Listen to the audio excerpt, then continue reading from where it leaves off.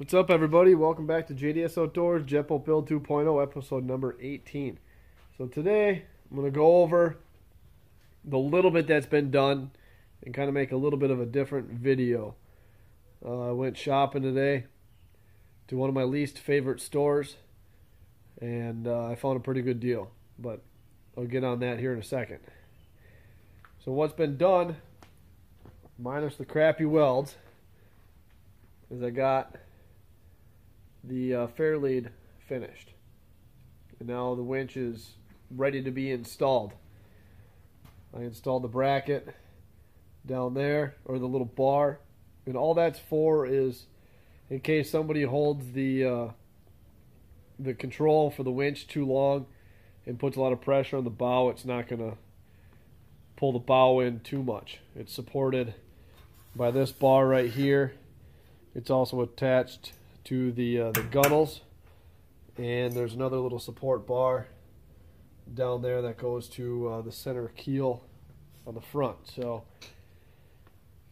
somebody who knows what they're doing will have no issues with the winch. Shouldn't crush the bow in. Plus there's going to be a bar going from about here over to here for the front deck, but I haven't had time to work on that. So go show you what I happened to find today. We interrupt this program to bring you the fixed parts runner.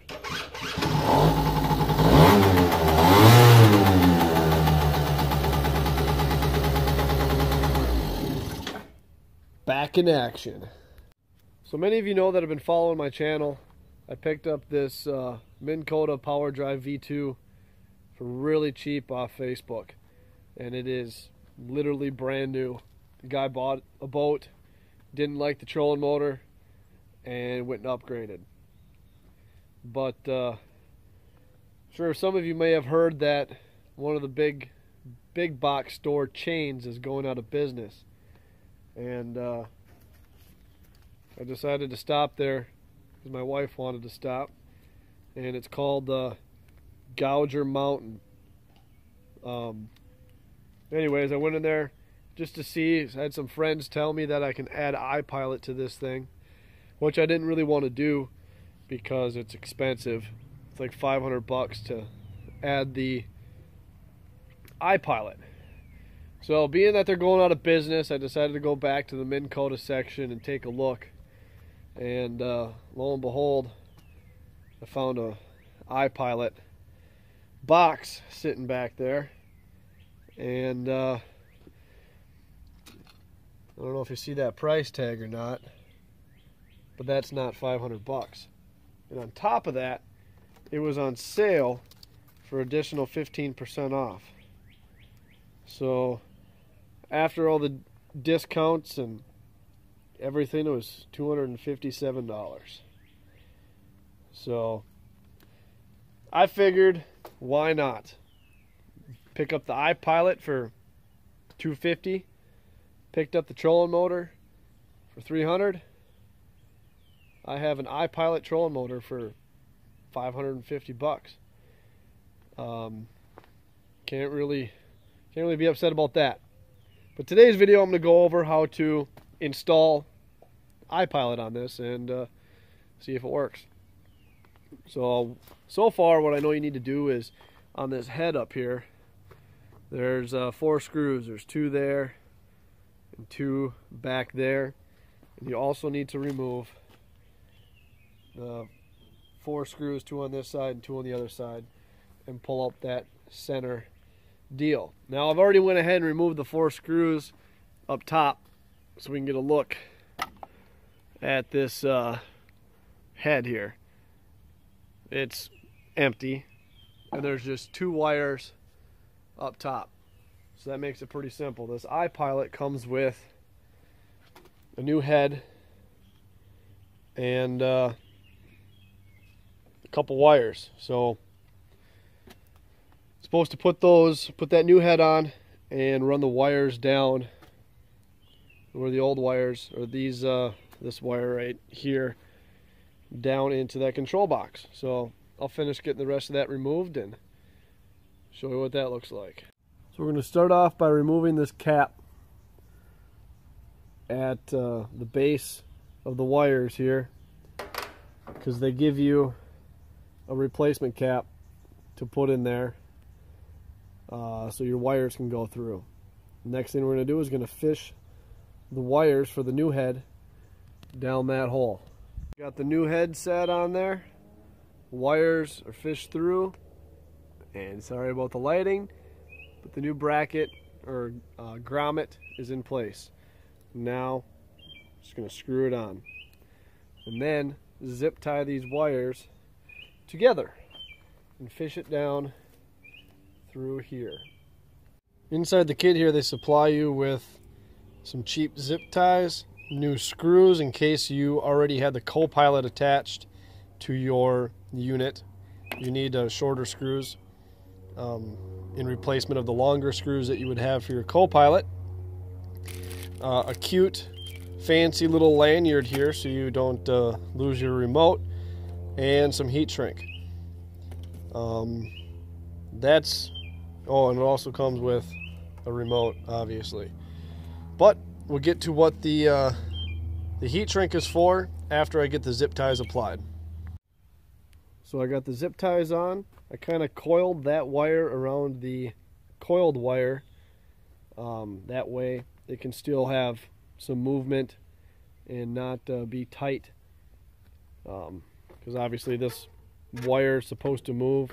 That way the other wire will move with it and still have some space and not pull on the ends of the wire. So next step, go down here. Supposed to plug in these two wires here into the control board. These two wires, God, the lighting sucks out here. Right in there. So we'll unplug those two, feed this through this bar right here, and plug it in right there. So now that we got those wires hooked up, black to black, red to red, it's really impossible to hook it up wrong because it's male-female reverse connectors. Make sure that you slip your heat shrink on first, so that way after you plug it together, your heat shrink will be over your two connectors like that. So the next thing to do is to heat shrink that down and put this back together. After it's back together, hook the plug up, and then obviously we'll hook it up to some battery power here. And I just have the motor sitting on a block of wood just to help balance it, because obviously it's sitting on a boat but it's not mounted to a boat, so I'll have to hold on to it a little bit, and we're not going to go full blast anyways, just enough to see if it works. So let's go grab a battery and see what happens. Alright, we got the world's finest, most high quality battery hooked up to the trolling motor. It's also running through the breaker because safety first. And we got this fancy remote here. It's got more options than my television. So let's turn it on real quick and see what happens. Wow, even tells you how fast we're going. We're going 0.1 mile an hour. That's impressive.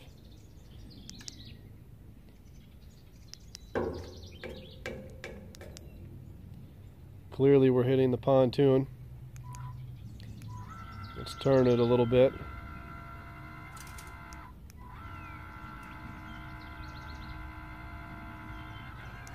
Well, not catching. I don't have this little handy dandy sucker low enough. Alright, that's fixed now. Turned it enough just to get it out of the way of the pontoon, and would you look at that? Twerks. We're not going to go much faster than that, I don't think. Just don't want it to vibrate off. Huh. It's pretty cool. I really wanted it just for this. See if that'll focus. For that anchor button right there.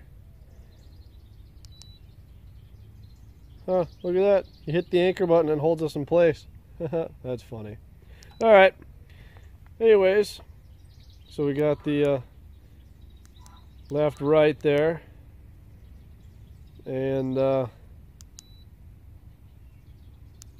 speed up, slow down. Let's check and see. Oh, there is no reverse. Duh. Just turn it around. That's pretty slick. And then we'll shut it off. Maybe.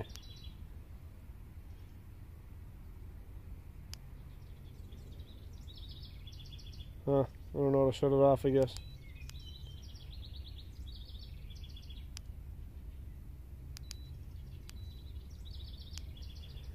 Enough of that crap. I'll figure it out. But there you go. That's how you install ipilot on a Minn Kota PowerDrive V2. And that'll conclude the build of, let's call it, the budget ipilot system. $550 for an ipilot motor. That is some slick shit. Anyways, this is gonna pretty much conclude this video. I am going to be extremely busy for the next couple weeks, so I probably won't be able to put out a video for a few weeks, but I will get a little bit done here and there on the boat as allowed. And yeah, I won't forget to video stuff, but there won't be a video out for a couple weeks. So hopefully in the next video we'll be getting some painting done, and the bow will be done. Maybe go pick up the rest of the flooring and the carpet and stuff. But we'll see what happens when time allows. So anyways, if you like what you see, thumbs up, thumbs down, subscribe, comment, and as always, thanks for watching.